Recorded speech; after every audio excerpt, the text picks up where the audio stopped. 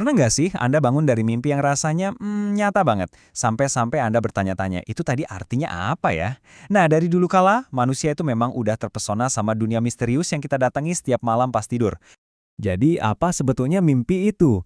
Pertanyaan ini nih udah bikin pusing para pemikir, ilmuwan, ya kita semualah selama berabad-abad. Sebenarnya apa sih yang terjadi di pikiran kita waktu badan kita lagi istirahat? Oke, buat cari jawabannya, kita bakal jalan-jalan mundur 1200 tahun ke belakang. Pemandu kita kali ini bukan sembarangan orang loh. Dia adalah salah satu pemikir terhebat dari zaman keemasan Islam, Al-Kindi. Beliau ini nulis risalah yang dalam banget, khusus ngebahas hakikat tidur dan mimpi. Baik, kita langsung bedah aja ya. Al-Kindi itu memulai penjelasannya dengan satu prinsip dasar yang kuat banget. Jadi gini, poin kuncinya tuh di sini. Menurut Al-Kindi, kalau kita mau ngertiin mimpi, kita nggak bisa ujuk-ujuk langsung lihat mimpinya. Nggak bisa. Kita harus paham dulu wadahnya. Dan wadah itu adalah jiwa, tempat si mimpi ini terjadi.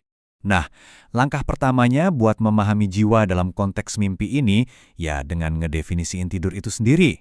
Buat Al-Kindi, definisinya simpel banget. Tidur itu adalah momen ketika jiwa kita libur dulu dari kelima indera. Penglihatan, pendengaran, penciuman, perasa, peraba, semuanya off. Oke, ini jadi menarik banget kan?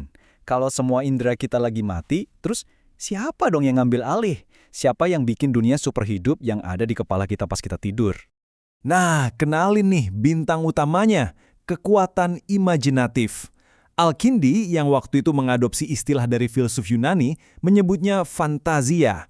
Inilah bagian dari jiwa kita yang tugasnya menciptakan semua gambar dan bentuk di dalam pikiran kita pas kita mimpi. Disinilah letak perbedaan kuncinya. Waktu kita bangun, indera kita kan melihat bentuk yang nempel sama materi fisiknya. Misalnya, kita lihat pohon ya sama kayunya. Tapi pas tidur, imajinasi kita kerjanya beda. Dia itu melihat bentuk yang murni, abstrak, lepas dari fisik. Dan justru karena imajinasi nggak bergantung sama organ fisik, yang bisa aja salah, kayak mata atau telinga kita, persepsinya itu dianggap jauh lebih murni dan akurat. Oke, kita lanjut lagi ya. Konsep persepsi yang lebih murni ini jadi kunci banget buat ngerti kenapa mimpi itu bisa terasa begitu nyata, kadang lebih nyata dari kenyataan. Tapi tunggu dulu, mungkin Anda bertanya-tanya, kok bisa persepsi tanpa organ fisik malah dianggap lebih bagus? Bukannya justru mata kita yang bikin kita bisa lihat dengan jelas? Nah, begini penjelasannya Al-Kindi.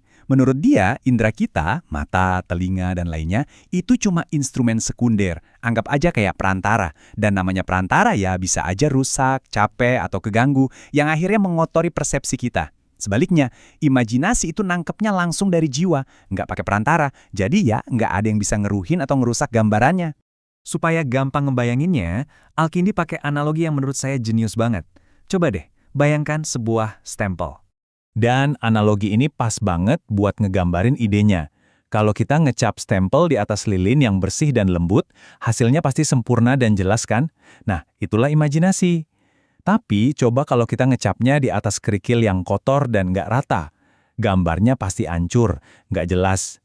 Nah, itulah indera kita yang bekerja lewat materi fisik yang nggak sempurna. Oke, sekarang kita udah paham gimana mimpi itu bisa terjadi. Sekarang kita masuk ke bagian yang paling ditunggu-tunggu. Jadi, apa dong artinya mimpi-mimpi kita itu? Gini premisnya, Al-Kindi percaya jiwa kita itu pada dasarnya tahu segalanya, termasuk masa depan. Tapi, tubuh fisik kita ini ibarat penerima sinyal atau antena yang kadang-kadang nggak sempurna. Jadi, jernih atau enggaknya mimpi kita, itu sepenuhnya tergantung sama seberapa bagus tubuh kita nangkep sinyal dari jiwa. Nah, dari sini muncullah 4 jenis mimpi, yang levelnya beda-beda tergantung seberapa bagus antena tubuh kita.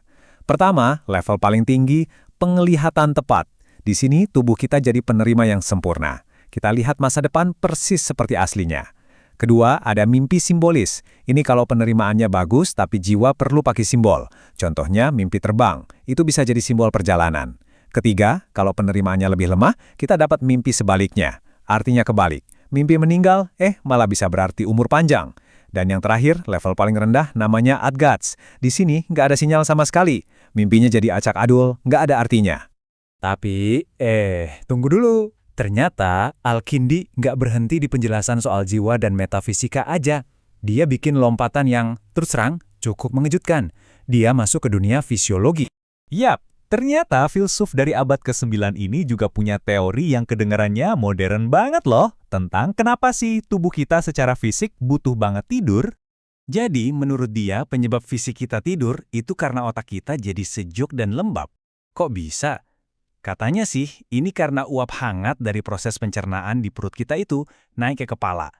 Uap ini bikin otak jadi rileks, dan akhirnya mematikan fungsi indera kita buat sementara. Oke, itu kan mekanisme fisiknya. Terus tujuan utamanya apa? Maksudnya, kenapa kita butuh tidur? Kenapa kita berevolusi jadi makhluk yang harus melakukan ini? Dan jawaban Al-Kindi, ini dia yang luar biasa, kedengarannya familiar banget buat kita sekarang.